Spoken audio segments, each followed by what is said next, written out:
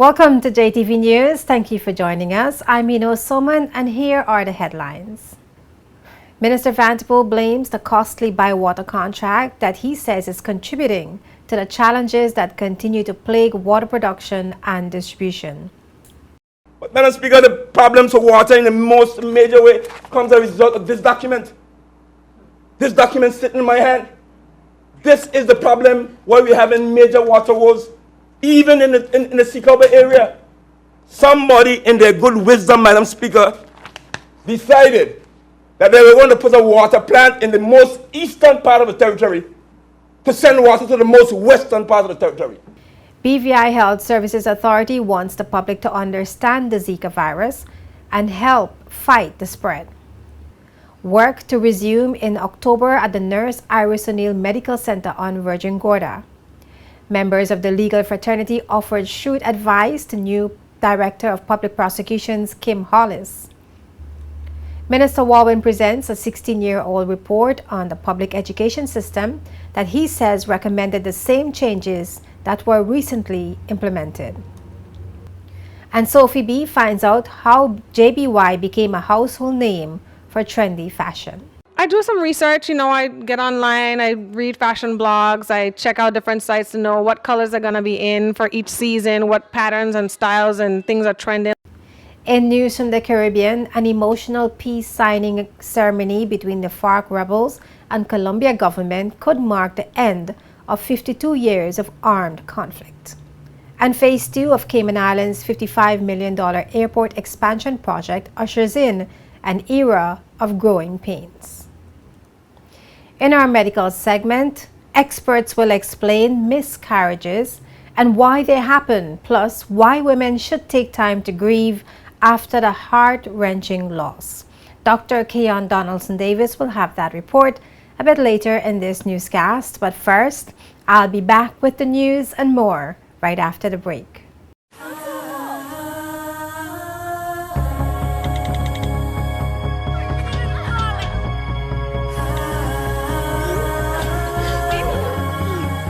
This is us.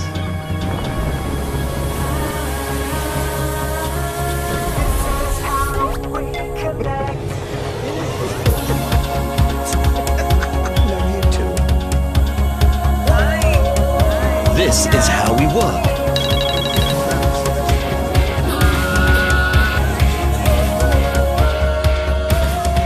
This is how we play.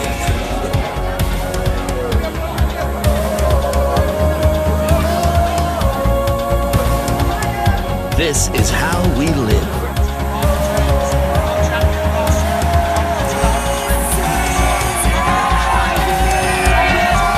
This is us. This is how we flow.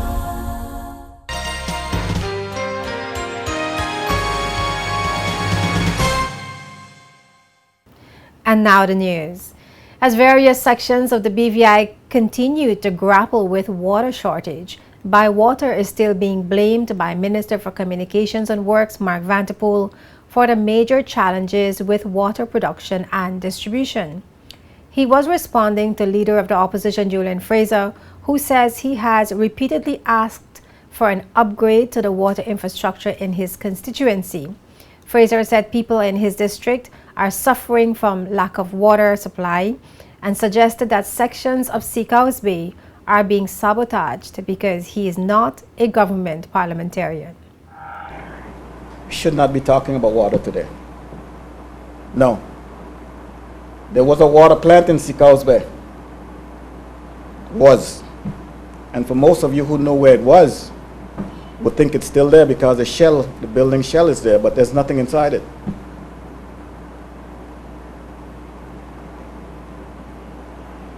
It has been cannibalized, and the parts are somewhere in Virgin Gorda, I believe. If you can't get water, Mr.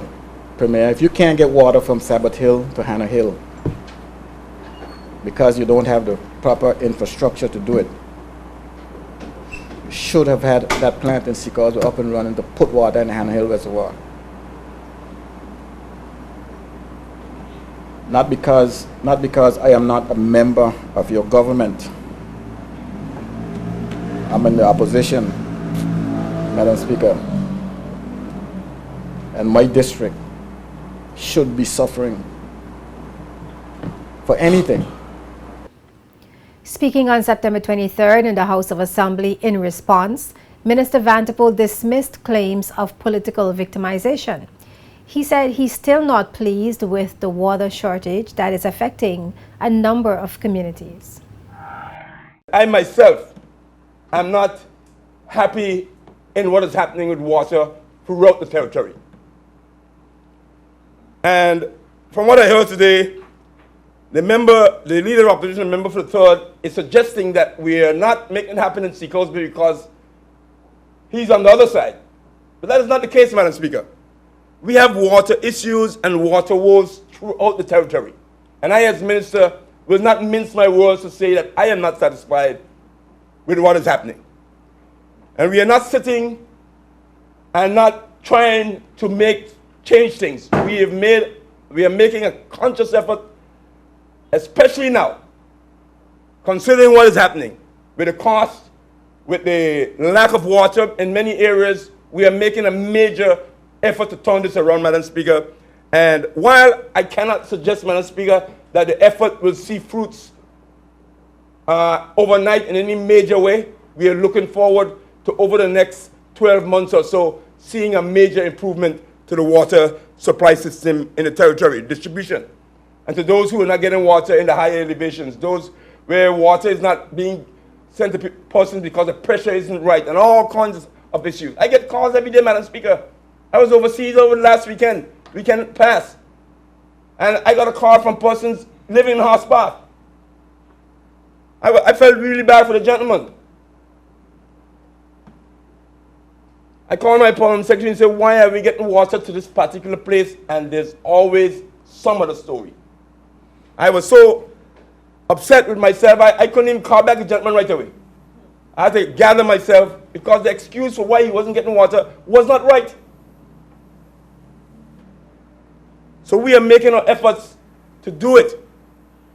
And hopefully, Madam Speaker, in a not too distant future, we'll have water in a better way to various parts of the territory. Minister Vanterpool further claimed that the bywater contract signed by the former VIP government is contributing to the challenges being faced with water production and distribution. But Madam Speaker, I can't in my own good conscience, forgive me, I can't in my own good conscience listen to the leader of opposition yesterday through my questions, and today again, suggest that the water woes are a result of our inadequacy. Yes, in certain areas. But Madam Speaker, the problems of water in the most major way comes as a result of this document. This document sitting in my hand. This is the problem why we have in major water woes, even in the Seacoast area. Somebody in their good wisdom, Madam Speaker, decided that they were going to put a water plant in the most eastern part of the territory to send water to the most western part of the territory, over mountains, over hills and valleys. You know that song, Madam Speaker? Over the mountains, over hills and valleys, to get water from East End. We made a decision to invest $40-something million according to the loan, what they said it took, to build a plant in Paraquita Bay, send it up the mountain, then suggest in the distribution plan that I received in my hand when I got to the ministry, suggest that the way to get the water to the western end is to go over the mountain, down through the valley, come back up to the mountain again, and I am now trying to implement that plan, and the person who proposed that plan is there talking, but he ain't getting no water down there. I can't get the water to the people through this because of this document. And then what it costs me to get the water to the people, Madam Speaker, is the next thing. I'm struggling to pay for the cost of getting the water to the people because of this document. It can never go away.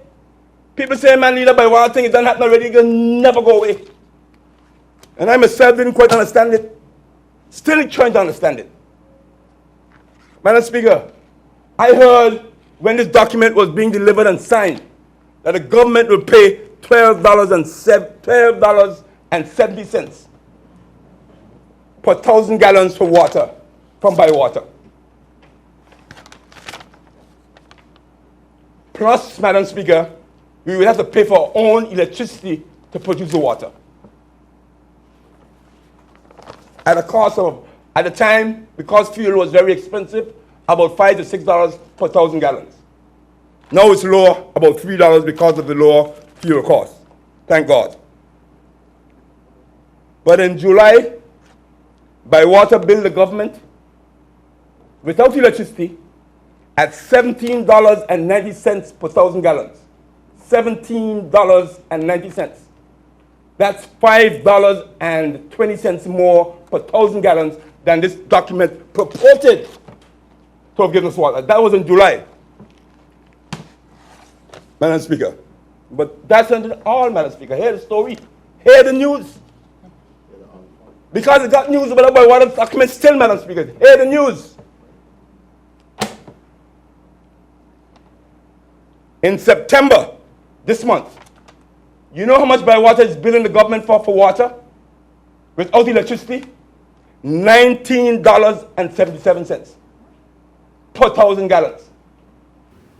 Minister Vanterpool added that as a result of Bywater, government is being forced to foot the cost of keeping the Borgers Bay plant as a backup option despite calls to close it. The Borgers Bay plant is being operated by shareholder of Ocean Conversion, which so far this year has been paid just over $1 million. Minister for Health, Ronnie Skelton, has indicated that efforts are still being made to source roughly $1 million to outfit the Nurse Iris O'Neill Medical Center being built on Virgin Gorda. He told the House of Assembly that the construction project will resume in October and the facility should be officially opened by July next year. Minister Skelton further stated that the construction cost has surpassed the initial budget by $116,000. He said the $6 million project is spread across 3 consecutive fiscal years starting 2015. Madam Speaker, the revised contract sum for the construction cost is $6,086,377.89. $6,086,377.89, which represents an increase of $690.50 over the original contract sum. Madam Speaker, the variation covers additional costs for rock blasting, cistern works, and minor modification to accommodate clinical requirements. Professional services, Madam Speaker, that is project management, quantity surveying, and architectural design and engineering services will amount to approximately $841,000 for the entire project. Madam Speaker, construction costs and professional fees are being met from the consolidated fund. Equipment and furnishing are projected to cost approximately $1 million. And so far, Madam Speaker, we had a donation of $150,000 towards the equipment. BBI Health Services Authority and an additional $150 has been pledged for the equipment for this project. Madam Speaker, the BBI Health Services Authority is in the process of finalizing operational arrangements for the facility, therefore the human resources requirements and associated cost projections have not yet been fully worked out.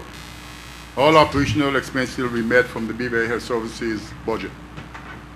In March last year, government signed a contract with James Todman Construction Limited to build the medical center on Virgin Gorda. Minister Skelton, in the meantime, said the project was halted due to challenges in procuring the required steel frame from China. The general contractor has indicated that construction works on the site are scheduled to resume in October 2016. The contractor experienced unfortunate delay in procuring the steel frame, which is a long lead item. Madam Speaker, the material is now en route to the Virgin Islands, and a shipment is expected to arrive by the end of this month or sooner. Madam Speaker, the revised construction cost, as I mentioned before, is $6,086,377.89. And Madam Speaker, a total of $424,020.07 has been spent to date on the project. Minister Skelton said he is optimistic that the major construction will be substantially completed by May 2017 and that the official opening is expected to be in July 2017. As members of the BVI community begin to accept that another mosquito-borne virus has reached our shores, the BVI Health Services Authority is appealing to the public to understand the Zika virus and to help in the fight against the spread. BVI HSA's Franca Potter has more in this report. Thank you, Eno. According to the Centers of Disease Control and Prevention, over 23,000 Zika cases have been reported, with 1,490 of those cases being that of pregnant women in U.S. territories. As a small population of roughly 30,000, the British Virgin Islands Health Services Authority is encouraging the public to learn about the disease, understand the symptoms, and treatment options available. BVI HSA's internal medicine internist, Dr. Jomo James, explains the symptoms of the Zika virus. The symptoms of Zika viral infection really depends on what stage in your life you acquired infection. And the two stages that we normally think of in life are in utero, which is in the womb as a fetus, or outside the womb as a child or an adult. For a child and an adult, it's pretty simple. Usual features of the Zika infection is a rash, and the characteristic thing about the rash is that it usually starts in the face, usually not all the time, and spread downwards. Another characteristic feature of this rash is that it's quite itchy, so patients will itch a lot. Other associated symptoms would include joint pains, muscle pain, swelling around the joints, particularly the ankles, the knee, the wrist, as well as conjunctivitis, what we called red eye. Because the symptoms are non-specific, meaning that other viral illnesses, particularly dengue and chikungunya, can cause similar symptoms, the Center for the Disease Control, CDC, has come up with a particular criteria definition for suspected Zika infection. This includes someone who has a rash and two of the following features: joint pain, muscle pain, conjunctivitis or the red eye, and swelling around either the ankle joints, the knee joints, the wrist joints, or the elbow joints. If you have a rash or two or more of those other symptoms, it is advisable that you seek help from a healthcare professional to see if this is really Zika, especially if Zika is going around in your area. Dr. James also highlighted treatment options. The treatment options for the Zika viral infection is really supportive. Right? Majority of the times, these patients do not need to be admitted to hospital, and it's very rarely a life-threatening illness.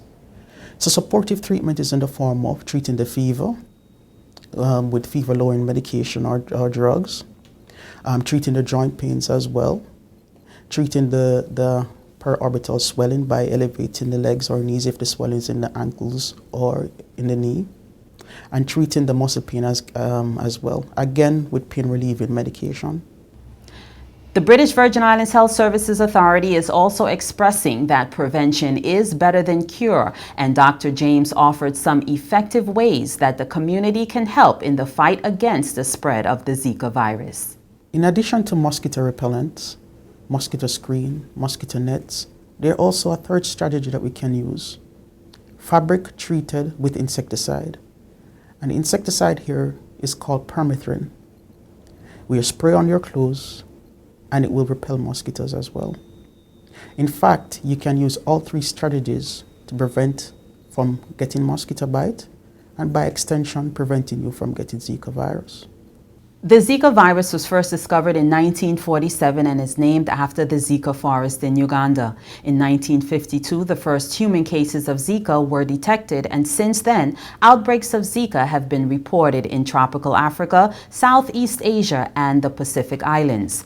Before 2007, at least 14 cases of Zika had been documented, although other cases were likely to have occurred and were not reported. Because the symptoms of Zika are similar to those of many other diseases, many cases may not have been recognized. To find out more about Zika, please contact the British Virgin Islands Health Services Authority at 852-7514. I am Franca Potter from the BVI HSA reporting for JTV News. Now, still to come on JTV News, members of the legal fraternity offered strong advice to new Director of Public Prosecution, Kim Hollis. And Minister Myron Walwyn says a 16-year-old report recommended the same changes that were recently implemented in the public education system. This is the report commissioned by the Virgin Islands Party. And you hear some of the members now saying that they should be in the primary school when their very own report that they commissioned says differently. Plus, Hot Trends visits JBY to find out how the trendy store became a household name. I do some research, I get online, I read fashion blogs, I check out different sites to know what colors are going to be in for each season, what patterns and styles and things are trending. But first, we have news making headlines in the Caribbean. Life is like a mountain you must climb. Life is like a treasure you must find. A baby learning how to talk. With just one step begins to walk. One step at a time will lead you to paradise. Your dreams are there to find. One step to paradise.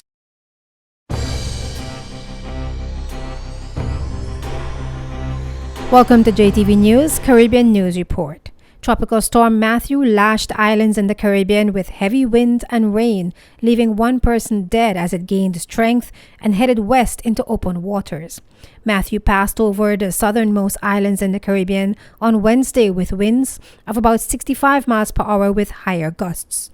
Officials in St. Vincent and the Grenadines say a 16-year-old boy was crushed by a boulder as he tried to clear a blocked drain. There were no immediate reports of damages or injuries as businesses, airports, and schools, as well as government offices, remained closed throughout the area. Many trees were down across the island of Barbados, and there were isolated power outages, according to the country's National Emergency Operations Center.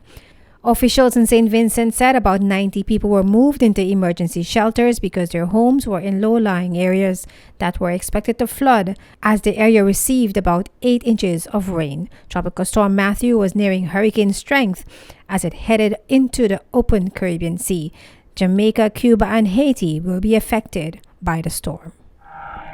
The pace of change is picking up at Owen Roberts International Airport in the Cayman Islands. New fencing is up at both ends of the existing terminal as crews start work on Phase 2 of the $55 million project.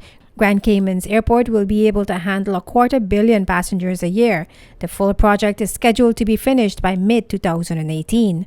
More in this report from Cayman 27. It's going to be striking. If you don't come for a few months, you'll see a huge difference. For the next several months, change will be a constant at Owen Roberts International.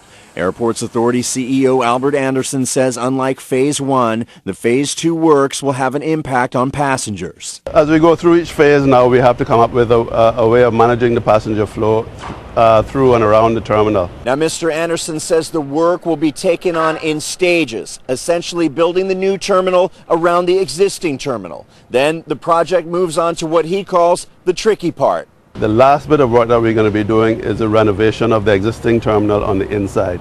And that's probably the trickiest part because that's where the passenger flow really gets affected. Until then, crews are busy creating a pedestrian walkway around the construction to the west and prepping the east side for work on what will be the new arrivals area. Certainly by Christmas you're going to see more steel coming up out of the ground, more digging going on outside the terminal, more fencing going up. He says passengers can expect some growing pains while the work is done. We all knew that it had to get a little bit worse before it got better, but better is going to be really good.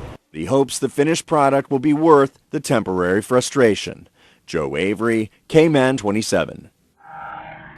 Organizers have called off a festival celebrating Haiti's Afro-Caribbean lesbian, gay, bisexual, and transgender community because of threats of violence and government opposition.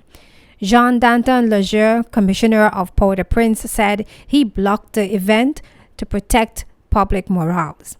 The decision came after the Haitian lawmaker known for homophobic views called for the Massimadi Festival to be banned. The Massimadi Arts and Film Festival is held each year in Brussels and Montreal and is targeted at Afro-Caribbean communities. In 2013, a protest against gay people, which was organized by evangelical church groups, drew several thousand protesters in Haiti's capital, Port-au-Prince. St. Lucia's health experts want residents to know that there is no need to panic regarding the mosquito-borne Mayaro virus. Health officials say with global travel, there is always a possibility of the virus's spread, making surveillance and preparation key points in the mission to stave off the virus. Florida researchers studying the impact of the chikungunya virus in Haiti discovered the mosquito-borne Mayaro virus in a blood sample taken from an 8-year-old boy. The young boy had tested negative for both the chikungunya and dengue.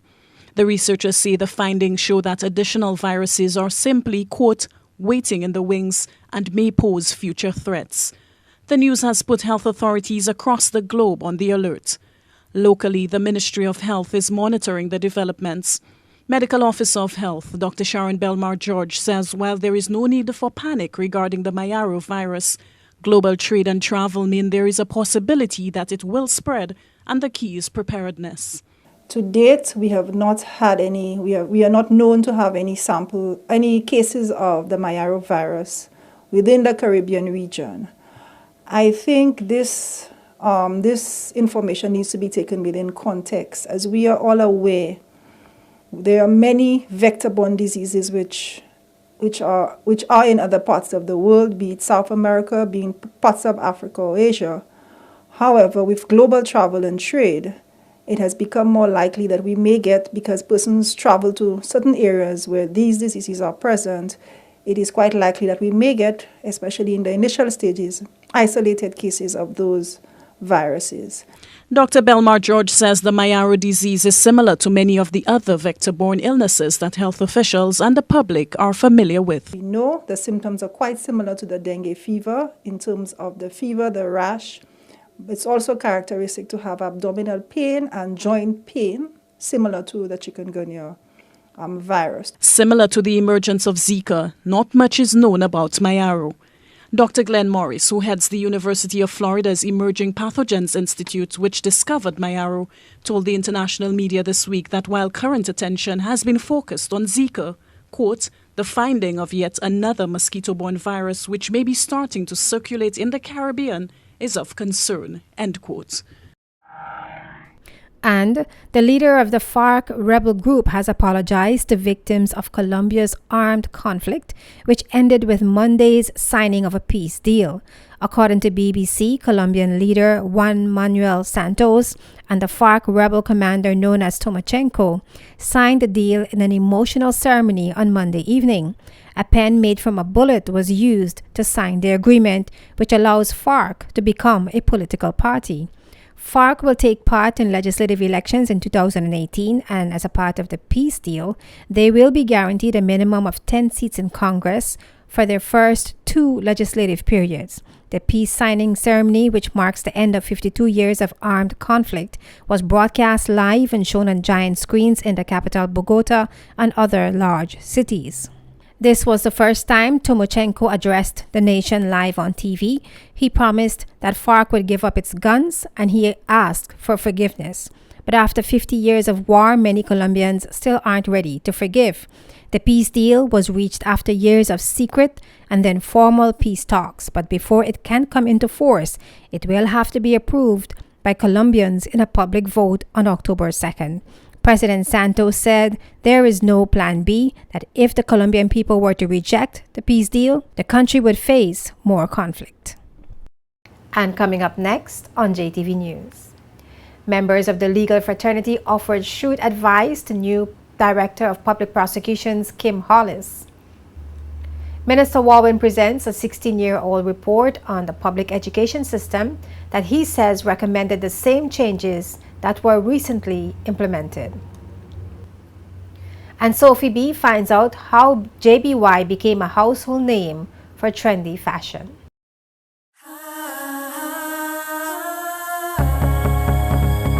This is us. This is how we work. This is how we play. This is how we live.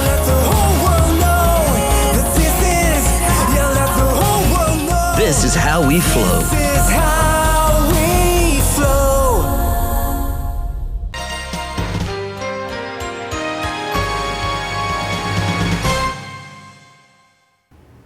Welcome back to JTV News.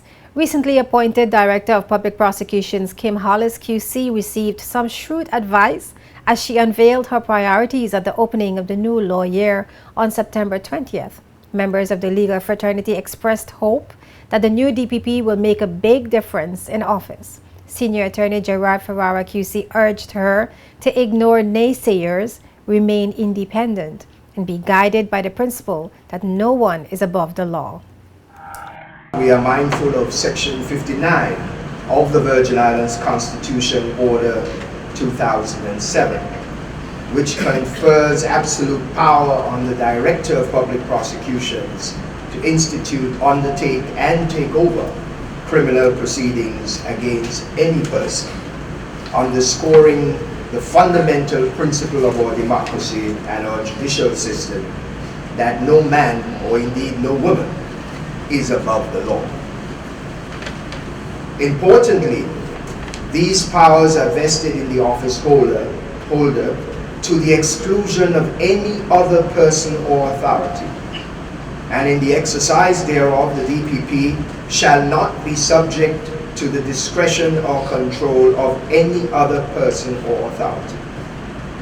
These protections and safeguards are essential to the independence and, I dare say, insulation of the office of Director of Public Prosecutions from political or other interference.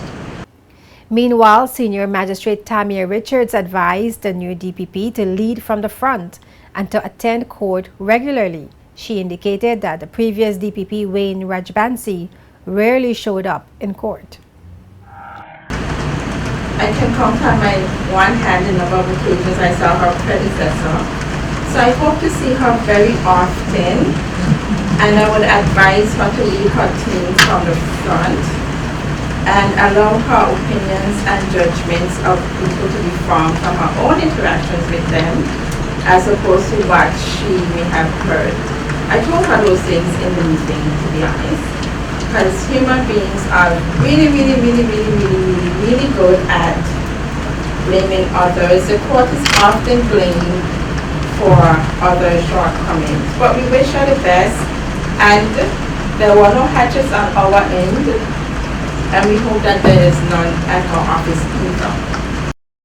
The new DPP, in the meantime, announced that she already started to reorganize her office and has implemented teams of specialist prosecutors to focus on different categories of offenses. Under my administration, we now have teams of specialist prosecutors within the office who will develop expertise in their chosen field and see a case from its inception to its conclusion, thus ensuring both continuity and confidence as far as the public are concerned. Police officers will also know who to contact for specialist advice. The specialist teams, which are 4, include murder and gang/drug crime, sexual offences, people trafficking and cross-jurisdictional work, and of course financial crime, namely fraud, asset forfeiture and confiscation. DPP Hollis further stated that she will push for legislative changes, especially to better protect witnesses. We already have provisions to allow witnesses to give their evidence by video link, which is the preferred method, I believe, of dealing with witnesses in sexual offences. However, I hope to extend special measures applications to include other serious offences. The Act allows for a witness whose evidence is likely to be diminished by reason of fear or distress to be screened from the accused and the public while giving evidence. There have been few applications, and indeed the power, I am told, has not been used since 2011. In the future, more applications will be made by the prosecution to screen a vulnerable or intimidated witness from the court. Additionally, in order to supplement the availability of special measures within our courts, I propose that specific legislation be introduced in relation to witness anonymity in criminal proceedings, which should be introduced legislatively as a new statutory special measure. Kim Hollis's appointment as Director of Public Prosecutions took effect on August 29th this year. Minister for Education and Culture Myron Walwyn this month brought to the House of Assembly a report that was presented 16 years ago to the then Virgin Islands Party government, supporting some of the initiatives that were recently implemented in the public education system. They include the introduction of CXC subjects as a major external measure of students' achievement, as well as the implementation of the additional school year at the secondary level. The report was commissioned by the Caribbean Development Bank as well as the then VIP government and was submitted in the year 2000. Additionally, Madam Speaker, it must have been by divine intervention that I received a copy of a report named Review of the Education Sector of the British Virgin Islands, which was commissioned by the Virgin Islands Party government during their term from 1999 to 2003. The report was a joint report between the government of the Virgin Islands and the Caribbean Development Bank. The final report was submitted to the government and to the newly formed Ministry of Education in October of 2000, and the member whose question I'm answering at this time was the minister at the material time. In fact, the member became the minister in June of 2000.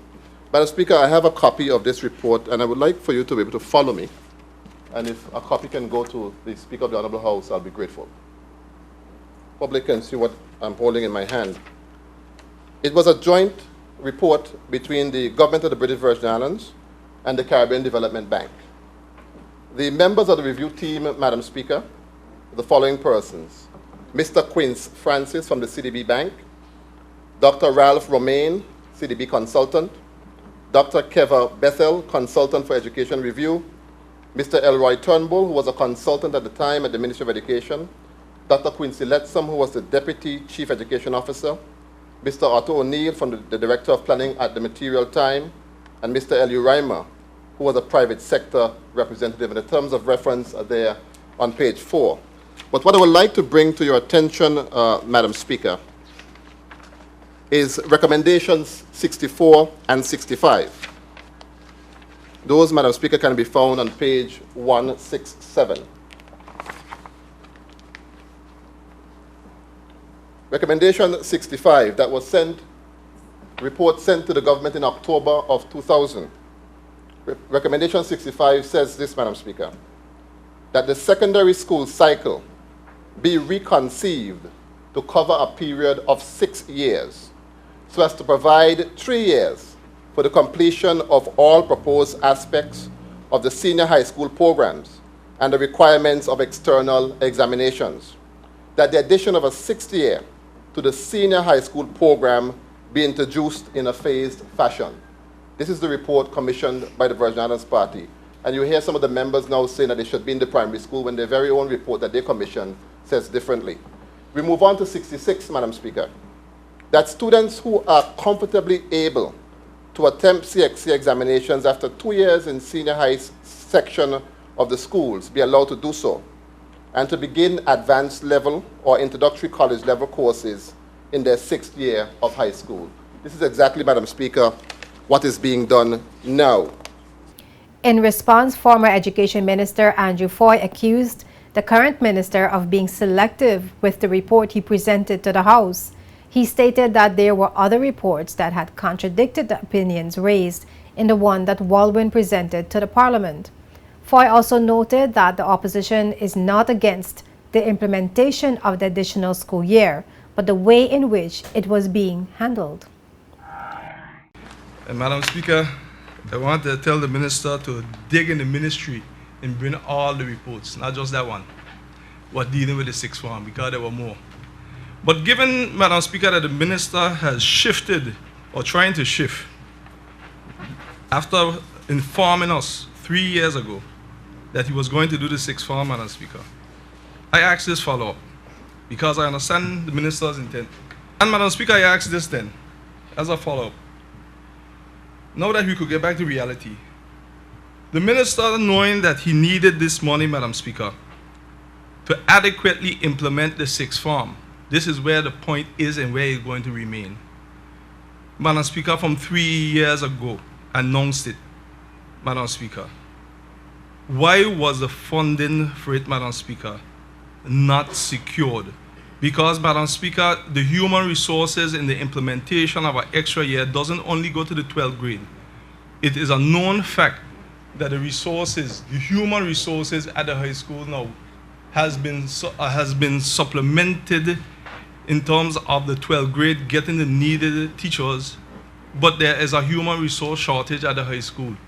Madam Speaker, proper planning with the right financing would have taken care of that. So, Madam Speaker, the question is very simple. Why the funding for the proper implementation, which would have affected the whole school, not just the 12th grade, not just the sixth form, was not secured, given that this was announced from 3 years ago? Madam Speaker, as I said before, and I mentioned this, Madam Speaker, in the public domain already, that for financial reasons we were not able to complete the buildings. But notwithstanding that, Madam Speaker, we have to start to focus on the quality of programs. Years ago, Madam Speaker, when I was a child, we were taught under a tree, and we learned very well. I'm surprised that at least the member, if we're concerned about education, let us have an argument on the quality of the programs and the instructions that we deliver, Madam Speaker. The point is, we were not ready, but the students are properly housed at HF South Community College. The 12th grade is being implemented, and the programs are going very well, Madam Speaker. Minister Walwyn was responding to questions posed by opposition member and District 1 Representative Andrew Foy during September 22nd House of Assembly meeting. And JBY at Tortola Pier Park is one of the places that is keeping up with the hottest trends. Owner Sabrina Evans told Sophie B of JTV's Hot Trends how JBY became a household name for men, women, and soon children. JBY, this is definitely a household name. Everybody knows JBY. But just give us a little insight of why you decided to open Just Be You Fashions here in the BVI. When I came home from school, I felt like everything was so outdated. The fashion, the way people dressed and everything, it was just not what it could have been or what it should have been. You know, guys still wearing like extra large, tall tees and baggy pants and stuff like that. I mean, teach their own, but still. So I said, okay, I'm going to bring some of that Atlanta and stateside fashion back down to the BVI and just share the fashion love a little bit. So how do you go about picking your clothing? Because you have some hot clothing. I had a couple of pieces. I had a red dress that I did my Valentine's shoot in. That was hot. How do you go about picking your selections? I do some research. You know, I get online, I read fashion blogs, I check out different sites to know what colors are going to be in for each season, what patterns and styles and things are trending. Like right now, fur and denim and things like that, mauve, olive green, those things are trending right now. So, you know, you just pick up on the trends, you follow some celebrities, see what's hot for them, because whatever's hot for celebrities is hot for everyone.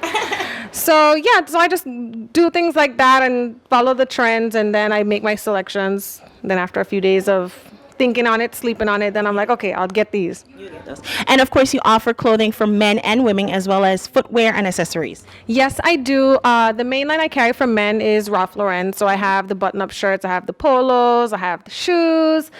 occasionally we have some denim for Ralph Lauren that comes from Denim Supply, and we carry the hats. We're always in stock of hats, and if they're out, they'll probably be in the following week. Right. So Ralph Lauren, Levi's, some academics, and just, men's cargos and basketball shorts and stuff like that. And of course, for women, you offer plus size clothing as well. You go up to plus size. Yes, I do. I try to see if I can cater to everyone's taste. I mean, it doesn't always work out, but as long as I have something for people to choose from, everyone's generally really happy. Right. And now, of course, your new location here at Tortola Pier Park. Why did you find it important for you to, be a part of, the family here at Tortola Pier Park? I just saw the opportunity as something to jump on. It's really good when the season is up and I still have my local following, my loyal customers. I love you guys so much. Thank you for continuing to shop with me, even though I moved and made it semi-inconvenient for you. But it's a really good location. I've met a lot of different people coming off the cruise ships, people that are there performing or just people visiting, and they leave cards and all kinds of things. And it's you get a different exposure of different cultures and stuff like that from the people that come off, and they love to shop. So the business experience, if anyone's ever thinking about it, there's lots of room, so you should come out. It's nice. Good stuff. Now, I understand you just don't do clothing and shoes and accessories.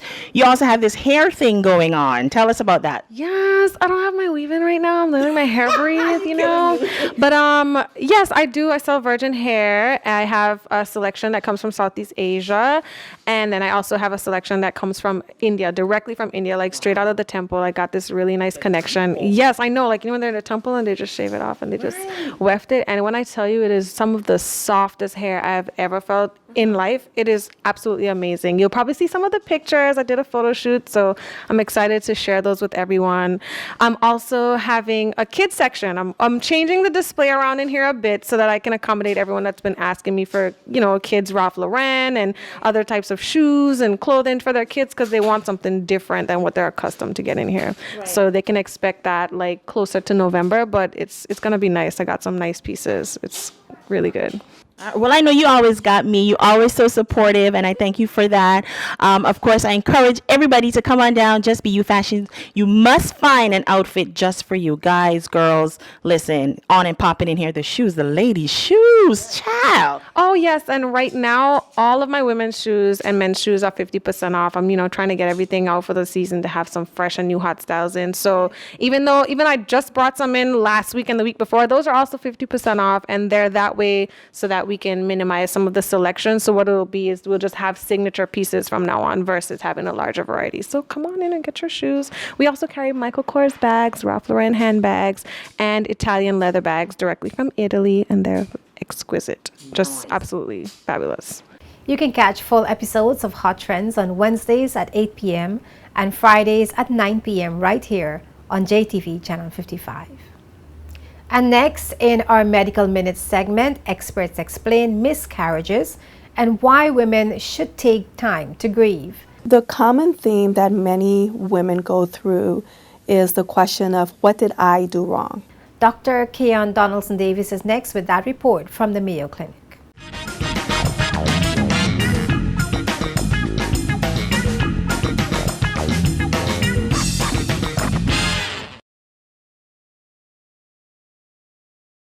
Eureka, located in the British Virgin Islands. Come, discover Eureka Medical Clinic, which provides the most complete medical services in the Virgin Islands. Our state-of-the-art clinic offers the highest quality in specialty care, cardiology, gastroenterology, orthopedics, and spinal surgery. We also offer specialty care in obstetrics and gynecology, as well as dermatology. Eureka Medical Clinic offers diagnostic procedures such as x-rays, mammograms, CAT scans, and all forms of ultrasound exams. Now, for the first time in the BVI, Eureka offers MRI scanning too. With colonoscopy and gastroscopy, we check the intestines and stomach for polyps, colon cancer, and ulcers too. Located at Geneva Place in the heart of Road Town, Eureka Medical Clinic with Medicare Pharmacy and Labs offers you a comprehensive medical facility all under one roof. So for high-quality medical services and convenience, there's no need to look any further. Eureka, you found it.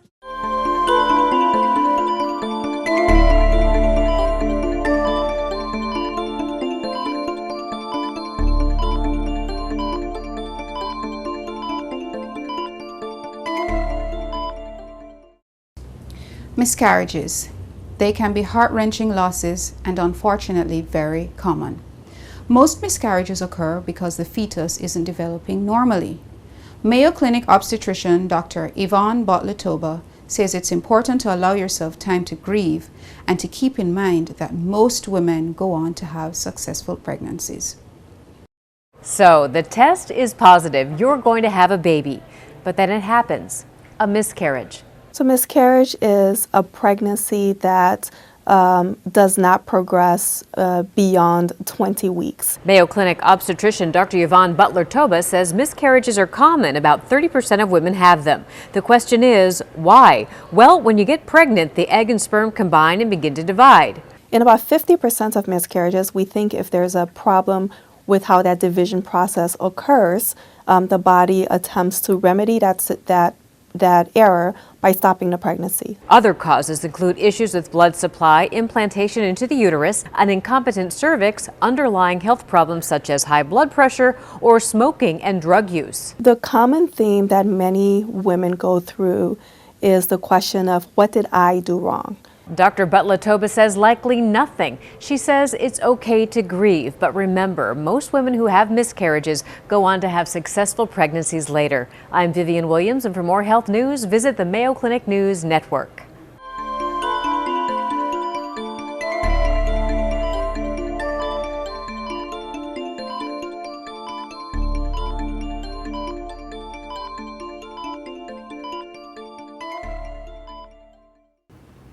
Before we go, a brief look at the main headlines. Minister Vanterpool blames the costly Bywater contract that he says is contributing to the challenges that continue to plague water production and distribution. BVI Health Services Authority wants the public to understand the Zika virus and help fight the spread. Work to resume in October at the Nurse Iris O'Neill Medical Center on Virgin Gorda. Members of the legal fraternity offered shrewd advice to new Director of Public Prosecutions, Kim Hollis. Minister Walwyn presents a 16-year-old report on the public education system that he says recommended the same changes that were recently implemented. And Sophie B finds out how JBY became a household name for trendy fashion. In news from the Caribbean, an emotional peace signing ceremony between the FARC rebels and Colombia government could mark the end of 52 years of armed conflict.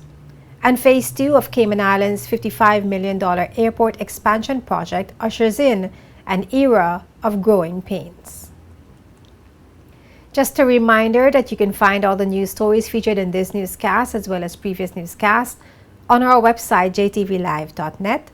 Additional information and news updates can be found on our Facebook page, facebook.com/jtv55. If you haven't already, please visit our Facebook page and let us know that you like us. Of course, all our news features, press conferences, and JTV's television programs can be found on our JTV News YouTube channel. You can subscribe for daily uploads. We welcome your questions and comments. You can email us at jtvnews@hotmail.com. For the entire news team, I'm Ino Soman. Thank you for watching.